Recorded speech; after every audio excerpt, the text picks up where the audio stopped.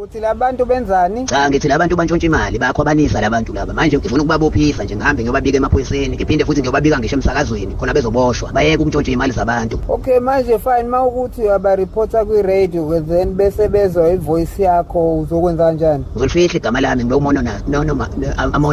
Anonymous. Anonymous lowo uzoyifihla ke igama. Uzothini nje like eradweni lesi mhlambe mina ngumsakazi ke mhlambe wena ukhuluma nami. Hallo sawubona mlaleli. Ngizothi phela yebo sawubona msakazi. Kunjani msakazi? Ngiyaphila ngikhuluma nobani? Khuluma noMakhulu Masheshe lapha eMlazi kwaEishi. Futhi ngifuna ukubika lapha ngobugebengu kwabantu abakhwabanisa imali. Msakazi ngizocela ukungazisho igama ngibe unonymous. Uzolishilo already igama lakho. Angilishongo igama ngithe msakazi ngizocela ukuba unonymous ngingazisho igama. Ngilishonini manje igama? Ekuqaleni ushilo wathi. Ekuqaleni kwani manje ngoba ngishilo ngathi ngeke ngizisho igama ngicela ungazisho ngoba unonymous. Ngishonini ke igama? Athe ngicela ungalisho. Wena uyathanda njalo ukuzenza uclever. Ile nto ke kuyingicasule ngawo uthi into